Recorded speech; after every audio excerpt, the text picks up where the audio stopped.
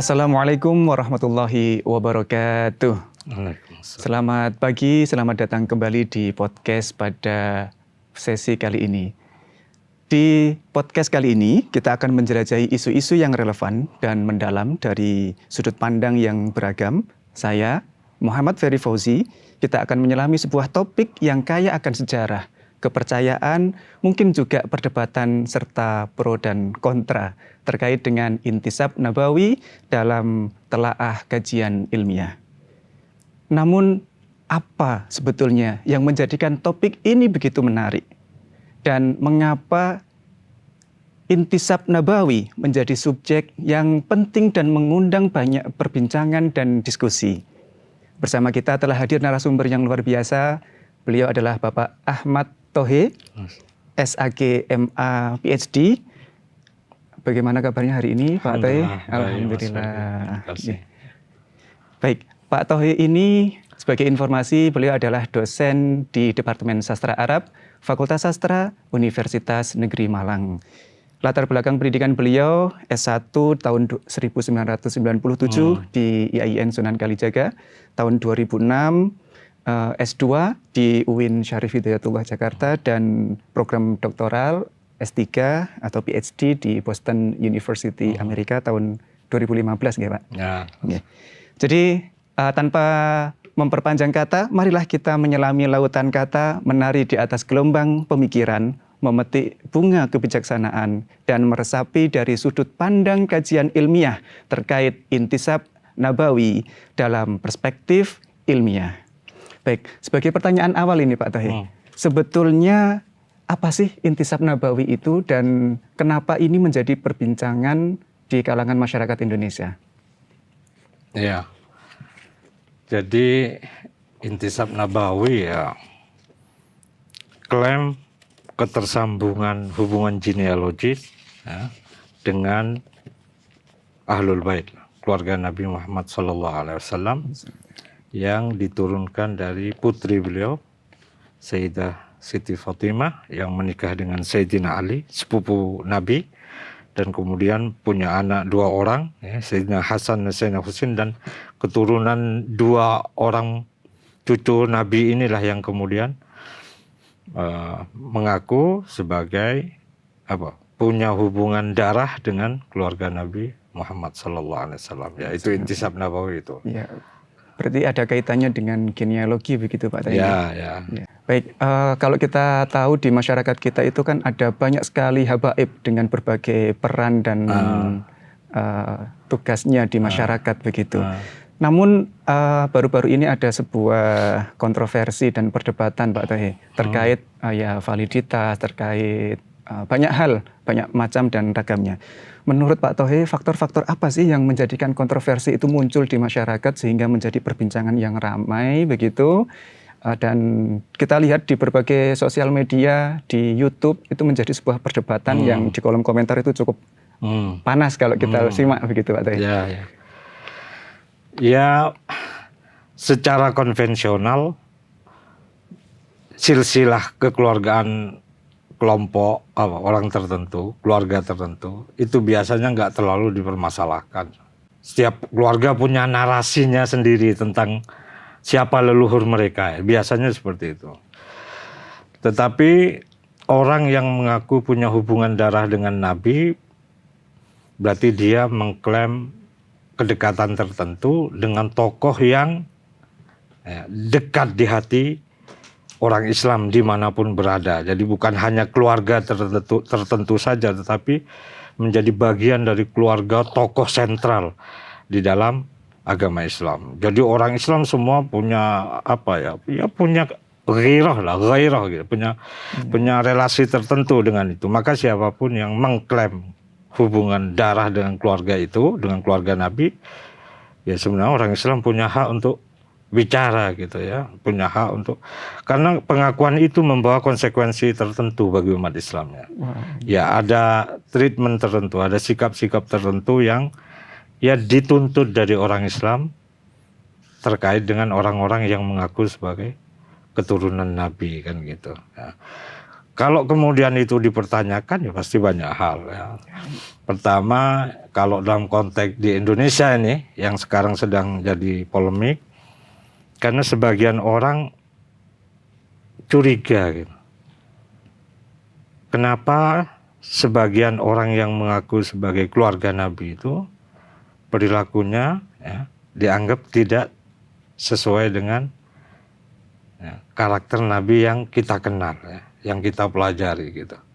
Nah itu menimbulkan pertanyaan. Dari situlah orang kemudian bertanya, masa sih Nabi menurunkan gitu anak cucu yang kurang lebih seperti ini gitu. Kenapa tidak sama dengan karakter beliau yang mulia itu? Nah pertanyaan muncul dari situ ya.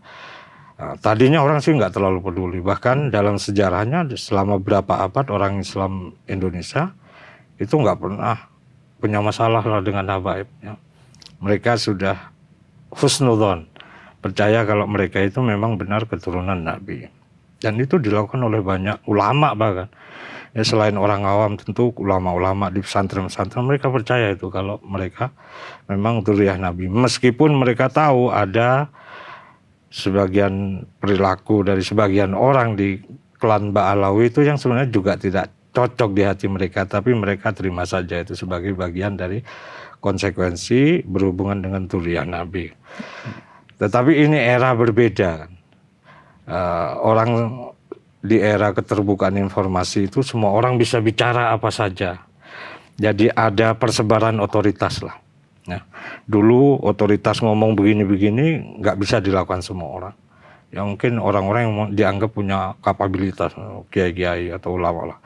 Hari ini seiring keterbukaan kanal-kanal informasi dan orang bisa mengekspresikan apa saja, ya tentu ini lalu menjadi gaya yang berbeda untuk merespon persoalan yang sebenarnya sudah kita hidupi selama beberapa abad. Oke, baik Pak Thohir, terkait tadi apa yang disampaikan Pak Thohir itu ada silsilah dzurriyyah dengan klan tertentu begitu ya, itu mungkin ada yang tidak cocok di hati masyarakat. Itu apakah bisa digeneralisasi semuanya atau sebagian sebetulnya, tapi karena ada sebagian yang tidak cocok sikapnya, itu menjadikan yang lain terkena imbasnya begitu? Iya, ya konsekuensi dari munculnya masalah ini mau tidak mau akhirnya semuanya kena.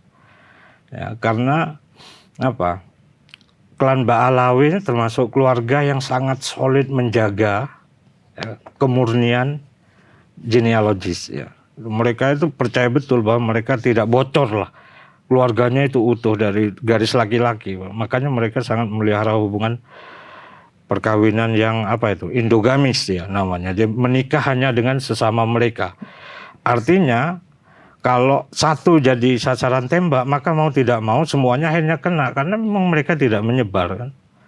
Sangat terbatas lingkungan mereka. Kalau satu orang kena ya berarti kena semua. Karena polanya begitu. Akan berbeda dengan keluarga yang mungkin pernikahannya eksogamis, bisa menikah dengan orang lain. Sejak awal orang sudah nggak percaya bahwa itu utuh gitu, karena memang sudah mencar-mencar kan. Artinya kalau kena satu yang lainnya belum tentu kena, karena memang udah nggak karu-karuan. Nah ini tidak, ini keluarga yang mengaku garis keturunan laki-lakinya utuh. Berarti kena satu, berarti yang akhirnya mau tidak mau yang lain kena konsekuensinya. Meskipun yang tertuduh itu tidak semuanya, tetapi akhir besar seluruhnya akan mengenai mereka semua gitu. Ya. Konsekuensi dari pernikahan endogamis tadi ya. Wah, menarik juga ini Pak Thohir terkait dengan intisab Nabawi ini ya, terkait dengan klan tadi Ba'alawi. Kemudian ada sebuah riset ini yang dilakukan oleh salah satu tokoh agama juga. Ini terkait dengan membahas validitas dan semacamnya, dan itu juga ternyata menjadi sebuah perdebatan dan kontroversi yang cukup panjang hingga sampai saat ini pun sebetulnya tidak selesai. Bahkan juga mungkin tidak akan selesai karena ini kan mencakup kondisi keluarga gitu ya, keturunan itu kan hal. Menurut Pak Thohir sendiri ini gimana? Apakah karena kita ini perspektifnya ilmiah, bagaimana seharusnya itu dipandang begitu? Ya, setiap masalah itu kadang punya berkahnya masing-masing ya. Dari masalah yang semula hanya menyoal kesahihan nasab Ba'alawi, dan hubungannya dengan keluarga Rasul, ini bisa menjadi masalah penelitian yang lebih luas. Ya, kalau tarik ya, kita bisa belajar soal genealogi keilmuan Islam di Nusantara. Misalnya sudah dilakukan banyak sarjana di Indonesia dan sekarang agak mulai dilupakan sebenarnya. Salah satu yang mungkin penting di Indonesia itu mantan rektor UIN Jakarta, Pak Profesor Azimadi Azra, itu salah satunya yang menulis tentang ya apa itu jejaring keilmuan Nusantara. Dan tentu kalau para peneliti luar negeri di Indonesia banyak yang sudah menulis, ya, diantaranya yang sangat terkemuka ya Pak Martin van Bruinissen, lalu ada Michael Lavand, ya ada beberapa nama yang lain, dan itu menurut saya menarik kajiannya. Dan di situ kita lihatlah perdebatan hari ini menurut kacamata penelitian akademis di mana letak kontribusi kaum Ba'alawi misalnya di dalam masuk dan persebaran dakwah Islam di Nusantara. Jadi apakah klaim-klaim yang sering mereka katakan di ruang-ruang publik itu sejalan dengan kajian-kajian sejarah akademis yang sudah dilakukan orang, atau bahkan mungkin kita bisa menempatkan mereka di mana dalam trajektori historis ya dakwah Islam di Indonesia itu, biar nggak sepenuhnya emosional gitu. Kita punya data, dan ini data yang rumit ya, serumit data kekerabatan tadi ya. Jadi kajian yang dimulai oleh Kiai Haji Usman Al-Bantani Imaduddin Usman Al-Bantani itu menurut saya menarik ya secara akademis ya, terlepas dari pro kontranya, tapi sebagai bagian dari kajian ilmiah itu menarik. Dan itu tidak mudah dilakukan. Kita harus akui bahwa itu butuh keberanian tertentu, karena hubungan emosional yang sedemikian rupa sudah terjalin ya, dan posisi status sosial kalangan habaib di Indonesia, melakukan kajian seperti itu oleh orang Indonesia sendiri itu bukan pekerjaan yang mudah. Dalam konteks itu kita harus acungi jempol lah ya, keberanian untuk meliti itu, bukan untuk mengacak-ngacak keluarga silsilah keluarga orang, tapi melakukan penelitian tentang fenomena sosial yang cukup penting dengan konsekuensi yang juga luas, bukan hanya keagamaan, tapi bisa ada aspek politiknya, aspek ekonomi dan kebudayaan. Nah, dari situ sebagai orang akademis ya kita dukung aja soal kajian itu gitu ya. Tanpa ada pretensi untuk merendahkan kelompok manapun sebagai orang akademis. Bahwa itu kemudian ada efek-efek yang tidak atau bukan tidak diperkirakan, sebenarnya sudah diduga akan terjadi ya, yaitu wajar lah. Ya, yang penting sekarang ini kalau saya melihat perdebatan di masyarakat itu memang tidak sehat ya, tidak sehat karena kadang-kadang muncul pernyataan-pernyataan yang nggak pantas lah. Seandainya itu dikaji secara akademis, menurut saya menarik. Dan bukan yang pertama, itu yang penting dikatakan. Yang dilakukan Kiai Haji Imaduddin Usman itu bukan yang pertama di dunia. Sudah ada beberapa orang yang pernah melakukan hal yang kurang lebih sama. Dan jawaban yang disampaikan pun sebenarnya tidak berbeda sampai hari ini. Kalau kita baca-baca jawaban kelompok Ba'alawi yang disampaikan kepada orang-orang yang pernah mempertanyakan keabsahan mereka, kurang lebih seperti itu, Mas. Tidak terlalu berbeda. Nah, tetapi menurut saya yang mungkin dikembangkan di Indonesia itu kajiannya bisa diperluas lagi. Tidak hanya melibatkan kajian yang sepenuhnya soal genealogi yang menuntut kepakaran di bidang itu, tapi juga bagian dari aspek sejarah itulah, sejarah sosial kebudayaan sebuah masyarakat ya. Saya teringat dulu kita punya tokoh dalam Islam yang sangat terkenal yaitu Al-Ghazali. Beliau menulis kitab Tahafutul Falasifah untuk mengkritisi para filosof itu. Tapi dengan cara yang elegan, kitab itu di-counter dengan kitab juga, yaitu Tahafutut Tahafut. Menurut Pak Tauhid sendiri, perlukah antitesis secara ilmiah yang untuk mengcounter kajian-kajian yang telah dilakukan itu, Pak Tauhid? Iya, harusnya begitu. Harusnya menulis juga gitu. Yang Imaduddin itu sudah menulis kan. Responnya harusnya dalam bentuk tulisan juga. Karena apa? Supaya ada data yang bisa dibaca bersama. Masalahnya sekarang tidak terlalu berimbang gitu. Yang Kiai Haji Maduddin kan menulis terus gitu, dan itu selalu memperbaiki gagasan-gagasan yang pernah dia lontarkan. Jadi tidak satu terus diperbaiki seiring data-data baru yang dia peroleh. Tetapi respon terhadap tulisan ini kan seringkali hanya kayak diskusi, tapi nggak ada karya-karya tertulis. Orang ngomong itu kan bisa hilang, bisa berubah kapan saja tanpa pertanggungjawaban. Tapi kalau tulisan kan diam. Ya, artinya kalau ada sesuatu yang salah, orang tahu ada kesalahan di situ. Penulisnya bisa memperbaiki gitu. Tapi kalau orang ngomong itu kan bisa gonta-ganti kapan saja dia mau. Nah, itu maksud saya, ini harusnya juga direspon dalam bentuk tertulis. Cukup menarik ini terkait dengan perbincangan kali ini. Kalau paradigma sosial, Pak Tohi, terkait dengan adanya nasab begitu ya, atau intisab, itu seberapa berpengaruhkah dalam konteks sosial di masyarakat kita? Mungkin selain sosial juga ada konteks-konteks lain yang itu bisa menjadi salah satu hal yang terdampak adanya polemik ini. Sangat di Indonesia masalah ini sangat konsekuensial lah, katakan, punya efek yang cukup besar secara sosial. Karena dalam faktanya ya, kaum habaib ini kan punya posisi yang sangat terhormat di masyarakat kita ya, terutama dalam konteks beragama dan segala implikasinya lah ya. Kita nggak bisa pungkiri bahwa ada konsekuensi ekonomis ya, konsekuensi politis terkait dengan klaim silsilah kenabian ini. Iya kan, kita bisa lihat di masyarakat bagaimana para habib itu punya peran sosial politik yang tinggi. Kalau bukan terutama ya karena klaim mereka sebagai punya hubungan darah dengan Rasul itu. Dan mereka tahu betul bahwa klaim ini penting, dan klaim ini juga yang menjadi daya tarik sebagian mereka di mata masyarakat. Kalau orang alim kan banyak. Santri di Indonesia ngajinya lama, puluhan tahun di pesantren-pesantren, tapi kan nggak semuanya terkenal. Tidak semuanya bisa punya pengikut yang besar. Sementara kelompok Ba'alwi, kaum habaib itu kadang-kadang kan sangat mudah memperoleh pengikut. Ya, hanya misalnya mengadakan forum sholawatan saja, ya jamaahnya luar biasa.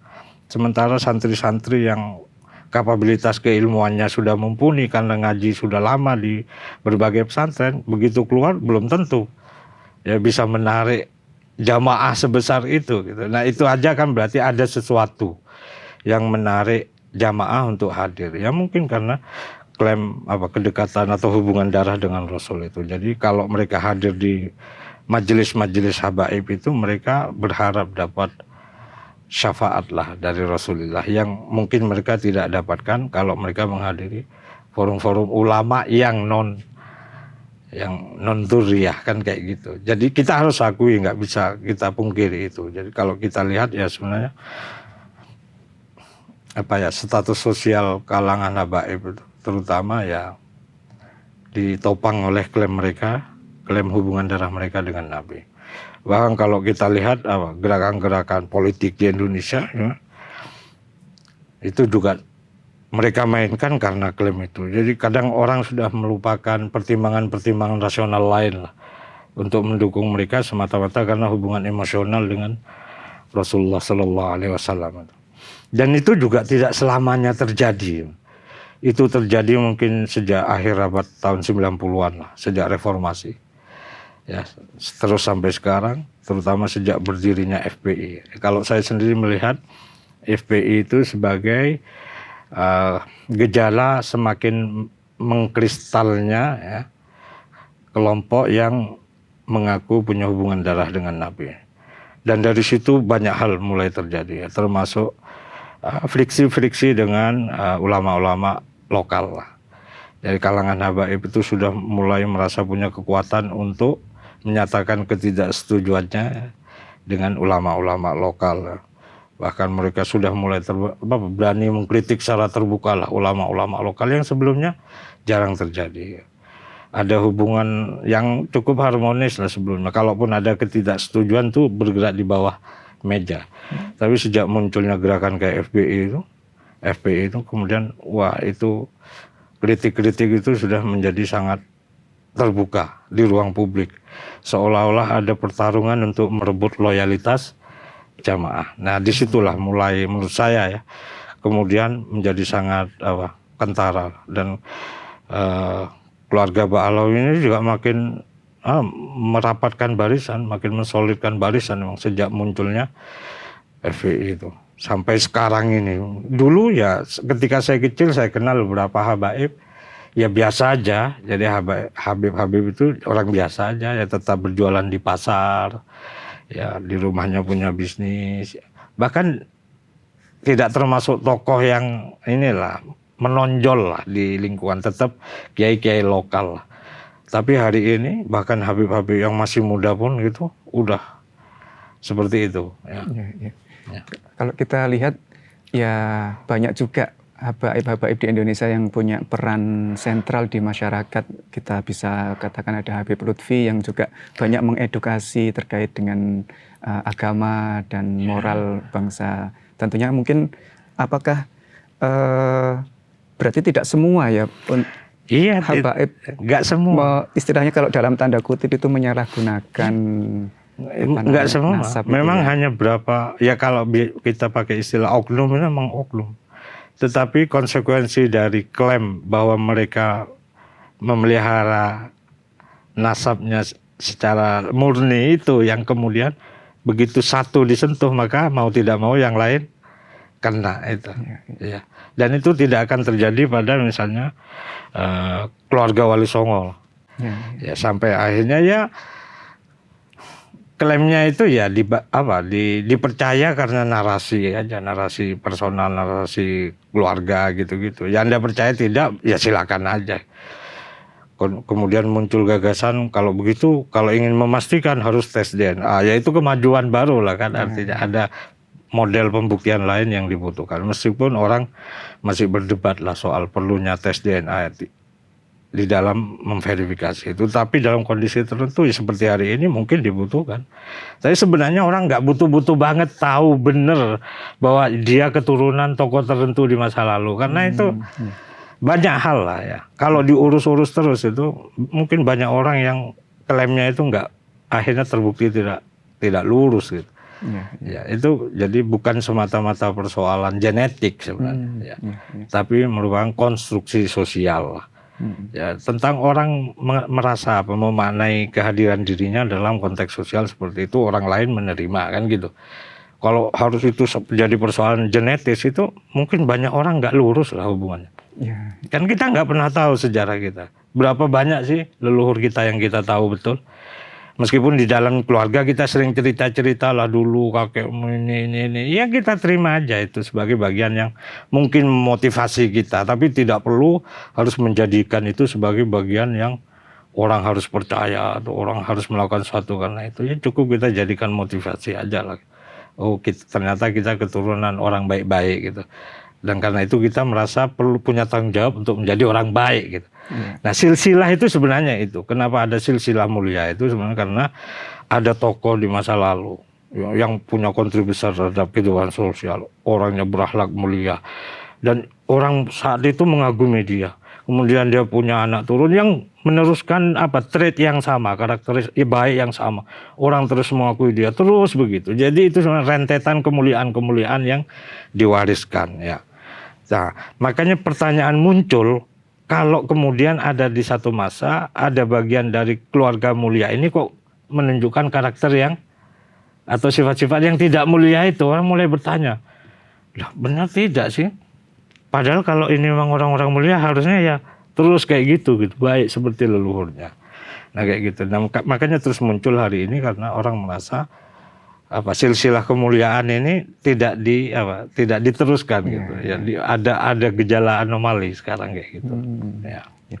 Baik, kalau dilihat berarti masyarakat ini kan memang sebagian kan ada yang fanatik dengan dzurriyyah Rasul, habaib begitu. Ada yang sebagian berpikir kritis, logis dan semacamnya begitu. Nah, menurut Pak Thohir sendiri bagaimana kita menyikapinya itu? Saran untuk masyarakat seharusnya bagaimana melihat polemik dan perdebatan yang sampai saat ini pun bahkan tak ada ujungnya? Ya, yang pertama ya bersihkan hati lah.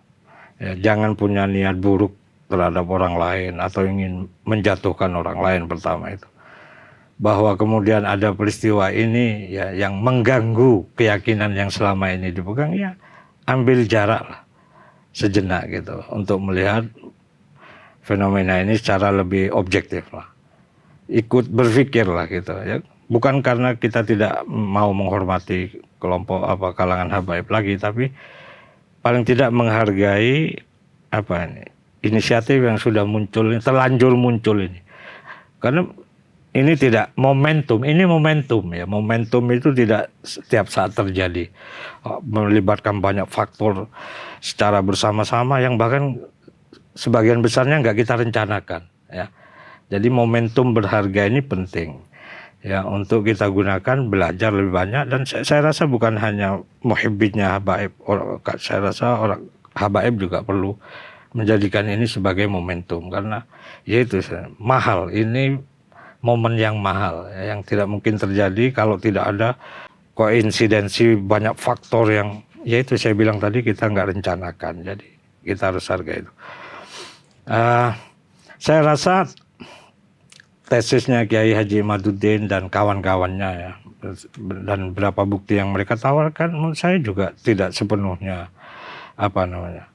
harus kita singkirkan sejak awal. Kita bisa ikuti. Artinya karena mereka juga menyebut sumber-sumber kan, referensi-referensi, bisa kita kembangkan kajiannya ya. Saya baca beberapa tulisan Kiai Imaduddin itu juga tidak tidak ideal lah secara akademis, tapi data-datanya menurut saya masih layak lah untuk ditindaklanjuti, untuk dikaji ya. Dan itu bukan hanya oleh orang awam, orang Nusantara, tapi kalangan habaib juga menurut saya juga perlu mengapresiasi itu sebagai bagian dari amanah ilmiah itu, amanah keilmuan. Ya kalau saya karena sudah tahu ya bagaimana genealogi dibuat itu dalam sejarah manusia di dalam berbagai konteks, bukan hanya kasus Ba'alawi sekarang ya, kalau kata orang bule itu menerima dengan ya santai aja gitu. Karena kita tahu ini bukan satu-satunya yang terjadi di dunia. Ya, kalau kita belajar tasawuf misalnya, hampir semua mursyid tasawuf itu banyak yang mengklaim sebagai punya hubungan darah dengan Nabi. Tapi itu juga udah berkali-kali dipertanyakan, dibuktikan, bahkan ya dianggap tidak benar. Ya di kalangan Afrika Utara itu hampir semua mursyid tasawuf itu mengaku dzurriyyah Nabi, tapi sudah dilakukan penelitian dan sebagian sudah dinyatakan tidak benar. Dan itu juga menurut saya penting ya. Kita kan selama ini menganggap apakah orang menjadi soleh itu harus punya hubungan darah dengan Nabi. Kan begitu gagasan yang berkembang terakhir. Seolah-olah kalau ulama itu mau soleh itu harus punya hubungan darah dengan Nabi. Padahal sebelumnya kita nggak pernah pikir gitu. Ya guru-guru kita, kiai-kiai kita ya orang-orang soleh. Kita nggak pernah tahu mereka punya hubungan darah dengan Nabi atau tidak. Tapi kita nggak pernah menanyakan itu. Hari ini kan sebaliknya.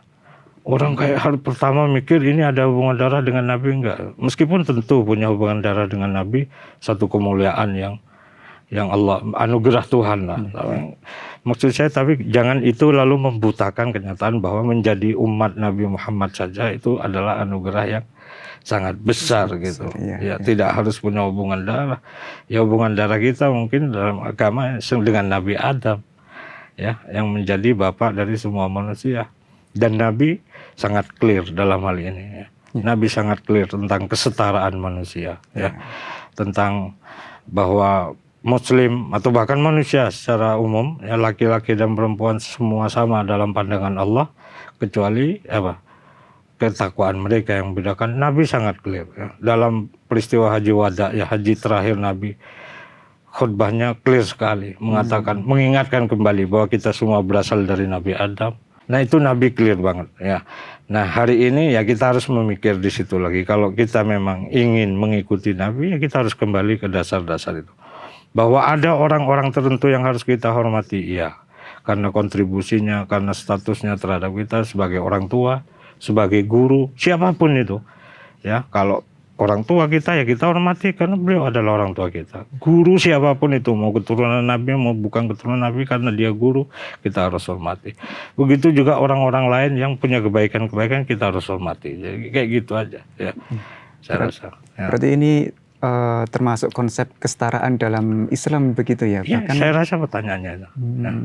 Kalau di Al-Quran itu kan in akramakum indallahi atqakum, mungkin itu yang bisa membuat memotivasi orang pribumi begitu agar juga semangat untuk menyalehkan diri begitu.